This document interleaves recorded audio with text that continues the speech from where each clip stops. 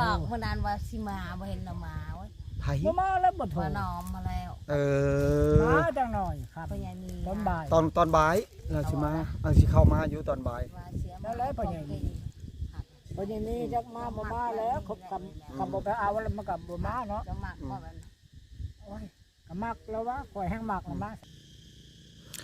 สบายดีตู้ ไปดี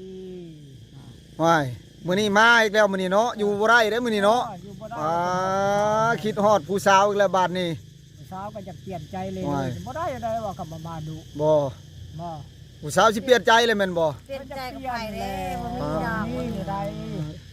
บ่คือ เปลี่ยนนี่แล้วจะมาดูนะ โอ้ เพราะว่ามื้อนั้นตู้มีก็มาเด้ โอ้ตู้มีก็มาบ่มื้อนี้ฮะ มาได้หับ ว้า ติดตามแล้วเนาะกับบักตู้มีก็เอาตู้มีเฮาก็บ่ได้เว้าดอกหมู่เดียวอะนะ โอ้สุดแล้วแต่เพิ่นแม่นบ่ แล้วแต่ไม่ยิ่งตัดสินใจได้ โอ้ ถ้าว่าเอาตู้มีก็บ่ได้เสียใจ เอาตู้ไพ่ก็บ่ได้เสียใจ เจ้าก็มีชาวใหม่เลยเนาะเอาเลย บ่ได้ เนาะ มีเด้อ เจ้า ธรรม เจ้า ดานะ บ่ตู้คือว่ามื้อนั้นมีผู้สาวทั้งสองคนเฮ็ดอะไรไปทางใดผู้สาวมื้อนี้ฮะ สาวจักไปทางใดมันเนี่ย โอ้ จิตใจอะไรแหละขยาขย่าเนาะ บ่อันนั้นเที่ยวนะบ่ได้มานะตู่เจ้ามีนะ บ่แล้วเรากับบ่มีตัวแก่มาโอ้บ่ไหวเรากับบอกกระดึกบางทีบางทีละทีมามันเนี่ยเนาะ โอ้ แล้วก็ขึ้นฮอดในไงนี่อยู่ บ่แล้วตกลงมามื้อนี่หัดสิบ้านอันถามอันนี้ให้เชี่ยวบ่รู้ว่าจังใดหรือว่าจังใดหรือว่ามาล้มเอาเอง กะล้มแน่แหละเนาะ อยู่ ก็ล้มร้ายกับย่านพิษเที่ยวครับบ่เป็นแล้วว่าเที่ยวก็ได้แล้วแต่ เพราะว่าสิมาตะแรงก็แล้วนะครับ บ่ตู้ เออ อันคือว่าจังซี่มื้อนั้นคือเห็นว่า อันยายเหี่ยวคือว่าหึงมื้อนั้นน่ะนะ เอาถึงไปที่ทีนี่แหล้วเล่า อ่ะเพราะว่าหึงเจ้าเลย เอ นะ อ เพราะว่ามีประชาวใหม่ เรามีชาวใหม่แล้วก็เพิ่งแค่เล่าแล้วเนาะ อ๋อ แสดงว่าอันเหี่ยวนี่เพิ่นเว้าซื่อๆว่าบ่มักตู้อันแต่ปกตินี่เพิ่นมัก มากแล้วนะบ่บัดตู้มีเด้เป็นไงสิเฮ็ดอะไรสิปะไว้ใช่ ที่ทิ่มไว้ใช่ เนาะ เอาเลย ปลาเอาช่อง แสดงว่าเสียงของ ซ มั อน ง สู ห ง น้านี่นะ เนาะอัดซอง โด โคตรแห้งอีหลี ได้เนาะมัก เวลานอนด้วยค่ะ มากแล้วหมด มักเราหมด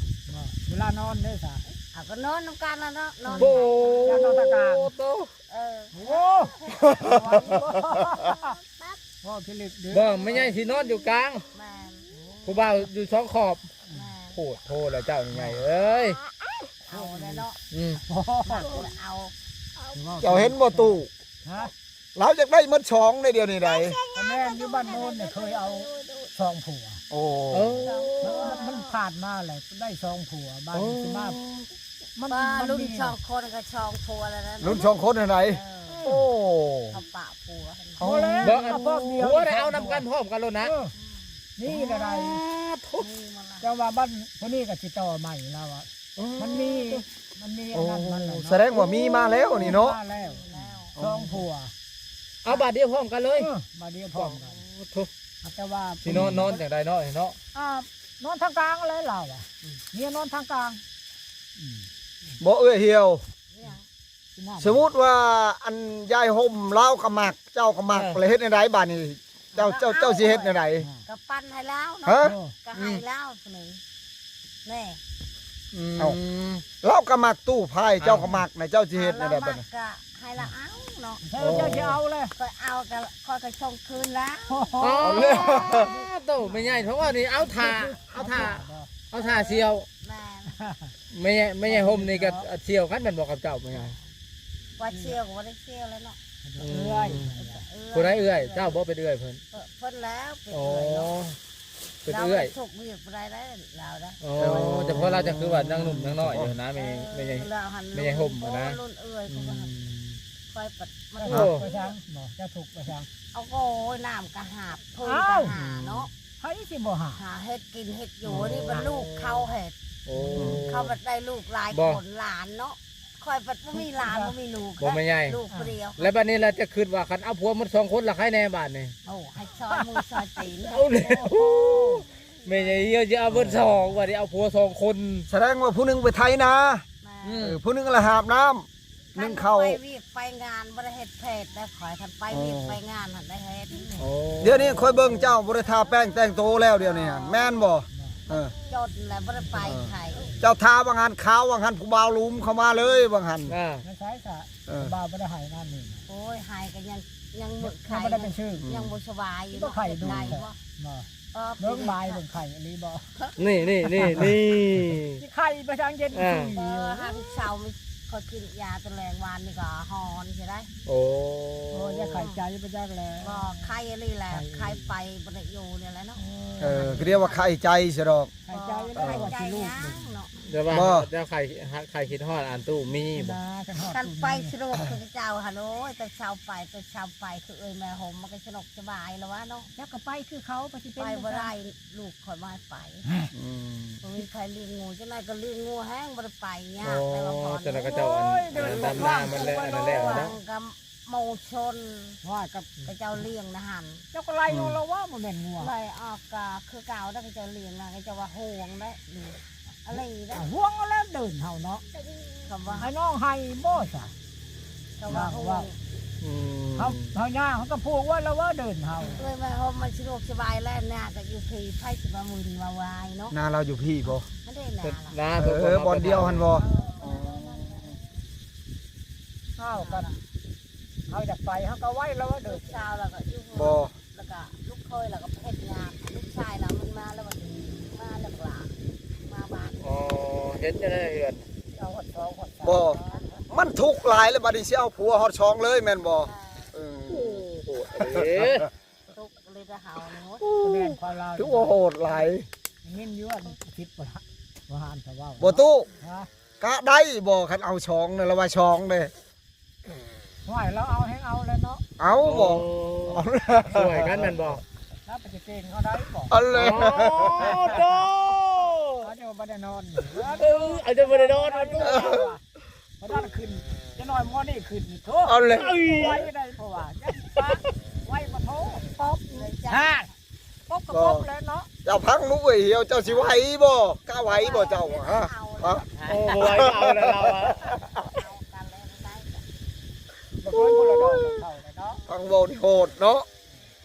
ตัว มันยากได้คอยหัน แม่น น้ำที่อาบก็บ่มี โอ้ยน้ำใกล้ๆลวงมาเห็ดไผ่เลย มันบ่มีมันบ่ได้ไปแล้วคอยมีแต่จ้างเขาฉันก็ภาคน้ำกระเจ้าจ้ะ พาก็พาเล่นน้ำใกล้ แต่เขาบ่ ใช่ ไป ได้เหรอวะน้ำมัน ๆก็ได้เห็นเลย ได้ บ้านได้ก็ได้ซื้ออะไรมาก็ได้ซื้ออะไรก็มีเกี่ยวกันทางได้เบิ้ลนครแนว น้ำรัฐบาลเขาเห็นให้ รัฐ เด้ บาล อ เห็นนี่รัฐบาลซื้ออะไรกัน รัฐบาลบ่เห็นมาให้เมิด บ่ได้ทาแป้งหากแต่ว่าคนงาม แม่น เมื่อทาน หน้าเราธรรมดาเดี๋ยวเจ้าเบิ่งดู คนบ่ได้ทาแป้งงามแบบธรรมชาติเลย เจ้าเบิ่ง ฉะนั้นเราจะอยากได้ผัวสองคนบ่ เออ ก็เราขาด ถ้าเราไปทานี่สิช้ำใดเจ้าไปเบิ่งเรา คือว่ามันมากเสียห้าก็ โอ้ยบ้านให้เอาแล้ว เอ วะ อ เอาท่านได้มัน ว่าอยากได้ ได้เอาแต่เจ้าอะไรเนาะ บ่ เอาเลย อยากได้ตู้พายเจ้าฮู้ว่าตู้พายเดียวนี้ ก็ เรากำลังสร้างเฮือนหอเดียวนี้เราตั้งขึ้นข้างแน่เลยได้ ชาวใหม่ เออ มันมีนะ จักแล้วเนาะคือว่า บ่มีก็ นี่ก็เจ้าเลยนะ คันนี้คอยกับจ้าถูก ว่าพอดีแล้วบางมีจะให้เนาะ ห้ายังเนาะ มีก็มื้อนั้นนั่นแหละมื้อก็เจ้าเว้ากันมื้อนั้นนั่นแล้วกับยังยายห่มหั่น บริจูนำจักรลับไปลำชาเราก็จักเด้อ โอ้แล้วจะมีไผ่ ชาเราบริอยู่มันนี่เด้อ อ๋อ ชาเราบ่อยู่ บ่ ผู้ชายเจ้า บ่อันพ่อใหญ่พายนี่สิอันอยู่น้ำได้อยู่บ่สองคนบ่พ่อใหญ่สิไหวอยู่บ่ ย่ำมันยิ่งแล้วบ่ไหว โอ้ห่านจะผู้หญิงบ่ไหวเลยเนี่ย ไหว ใช่มันเป็นยังบ่ไหวย่ำแมลงนั่นแหละ บ่มีปัญหา บ่มีนะ โอ้โตเฮียบ่มีปัญหาเราอ่ะ บ่ไหวตัวใดบ่ตู้บ่ไหวตัวเฮ็ดเวียกหรือว่าแนวใด ต้องให้เรียกกันคืนนั่นแหละ เอาเลย เอาเลย ย่ำมันยิ่งแล้วบ่ ไห ไห ว ว แล้วก็ยาแล้วเห็ดวีกลางคืนกำลังเห็ดวีกลางเว้น เอาแล้ว กลางคืนเขาก็จะเห็ด โอ้เจ้าเจ้าอันอยากได้เวียกกลางเว้นเนาะเออ กลางคืนบ่อยากได้ อยากได้ก็โหน้ำช่างบ่ มาแล้ว